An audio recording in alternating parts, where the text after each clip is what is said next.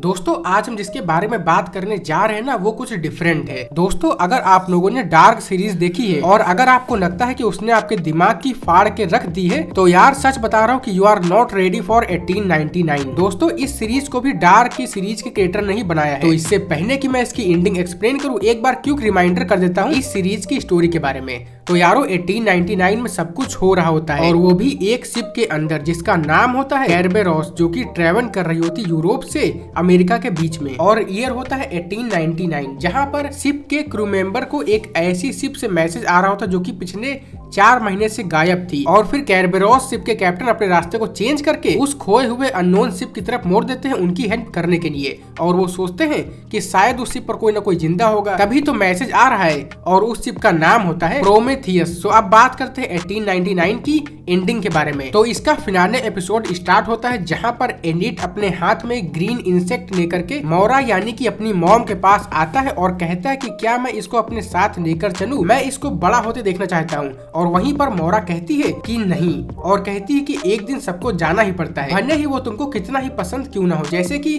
जब तुम बड़े हो जाओगे तो मुझे भी तुमको छोड़ना पड़ेगा। तो उसका बेटा कहता है कि ऐसा मत कहो, क्योंकि मैं आपको और डैड को छोड़कर कहीं नहीं जाऊंगा और आपके साथ ही रहूंगा। तो इससे ये कंफर्म हो जाता है कि उसका बेटा रियलिटी में जिंदा नहीं है। अब मैं यहाँ पर किस रियलिटी की बात कर रहा हूँ बताएंगे भाई, एंडिंग एक्सप्लेन कर रहे हैं तो भाई बताएंगे। फिर उसके बाद मोरा का बेटा हेनरी से मिलता है, जो कि बताते हैं कि मोरा तुमको और बाकी सबको बेवकूफ बना रही है, और कहता है कि अगर तुम में हिम्मत है तो मैं तुमको सच दिखा सकता हूँ। और बस कुछ बटन प्रेस करते ही मोरा का बेटा मोरा के हॉस्पिटल में उसकी मेमोरी में ट्रांसपोर्ट हो जाता है। और वहाँ हेनरी बताता है कि तुम एक सिमुलेशन में फंसे हुए हो ताकि तुम्हारी माँ तुमको जिंदा रख सके।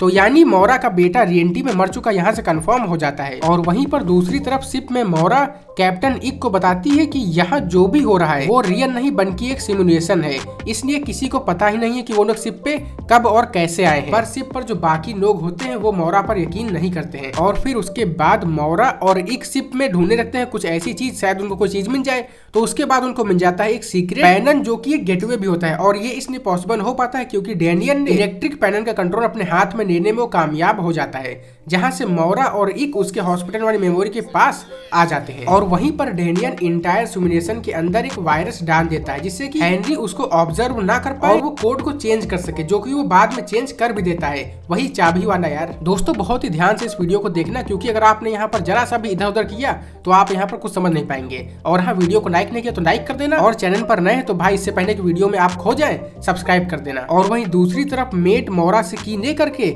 इक की नाइफ को वहीं पर एंड कर देता है एक डिवाइस की हेल्प से। फिर वो हेनरी के पास आता है और वहीं पर हेनरी बताता है सिमुलेशन को मोरा और डैनियल ने ही क्रिएट किया है, ना कि हेनरी ने। फिर हेनरी उसकी को ब्लैक पिरामिड में पुट करके बाहर आने का ट्राई करता है, बट उससे कुछ होता ही नहीं है क्योंकि डैनियल ने कोड को चेंज कर दिया होता है। और वहीं पर डैनियल मोरा एक हाइड प्लेस पर मिलते हैं और डैनियल मोरा से कहता है कि यहाँ हमने फर्स्ट सिमुलेशन क्रिएट किया था, और बताता है कि उसने कोड को चेंज कर दिया है जिससे कि मोरा को जो सिरिंज लगाई थी उसने उसको यहाँ पर भेज दिया है। और फिर डैनियल मोरा को यहाँ से बाहर जाने का कोड दिखाता है, जो कि उसकी वेडिंग रिंग होती है। और वहाँ पर यह भी रिवील होता है कि यहाँ पर हेनरी, मोरा और डैनियल कोई भी सिमुलेशन को कंट्रोल नहीं कर रहा है, बल्कि इसको एक्चुअल में कंट्रोल कर रहा होता है मोरा का भाई। फिर उस रिंग की हेल्प से डैनियल मोरा को रियल दुनिया में भेज देता है उसे रोकने के लिए, इससे पहले कि और देर हो जाए। और जैसे ही रिंग को मोरा पिरामिड में प्रेस करती है तो वो उठ जाती है एक मशीन में, जहाँ पर बाकी पैसेंजर अभी तक ही ट्रैप होते हैं उसी सिमुलेशन में। और वो सभी लोग अपने पास्ट के इमोशनल मूवमेंट से बचने के लिए सिमुलेशन में होते हैं। मे भी जो भी सारे साइड कैरेक्टर्स थे वो जो भी अपना पास्ट देख रहे थे तो उसमें कोई ना कोई मर ही जा रहा था।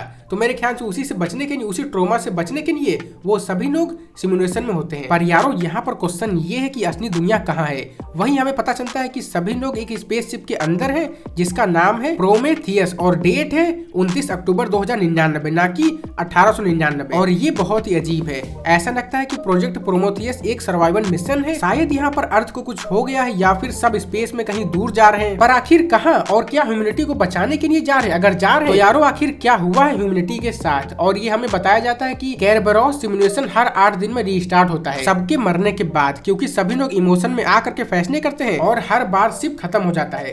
तो क्वेश्चन ये भी है कि बाकी जो शिप खत्म होते हैं और वो शिप जाती कहाँ पर है। नॉर्मल है कि वो सब कुछ रियल में नहीं हो रहा है और सभी जो लोग डेथ होती है वो रियल में नहीं होती है, क्योंकि सबकी जो बॉडीज है वो स्पेस शिप के अंदर है, एक रियल वर्ल्ड के अंदर। लेकिन जो स्पेस शिप हमको दिखाई गई है वो क्या सच में एक रियल वर्ल्ड है या फिर ये भी है एक और नया सिमुलेशन। और ये मैसेज जो कि शो होता है मे your coffee kicking before re-entry death, ये मैसेज हम सिमुलेशन के अंदर भी देखते हैं एक बुक पर, और सीजन के एंड में हम सीआरएन पर मैसेज देखते हैं वेलकम टू रीएंट्री। बट क्या ये सच में रियल वर्ल्ड है भी या फिर नहीं, ये क्वेश्चन अभी भी बना हुआ है, जिसका आंसर हमें मिलेगा सीजन 2 में। तो यारो कैसी लगी ये मेरी वीडियो प्लीज बताना कमेंट में। और आप लोग मेरे को इंस्टाग्राम पर और ट्विटर पर फॉलो भी कर सकते हैं। अगर आपको मेरे से बात करनी है डायरेक्ट तो आप मेरे को इंस्टाग्राम पर मैसेज कर सकते हैं, मैं आपको वहां पर रिप्लाई दे दूंगा। तो इस वीडियो को फिलहाल यहीं पर रैप अप करते हैं। Peace out.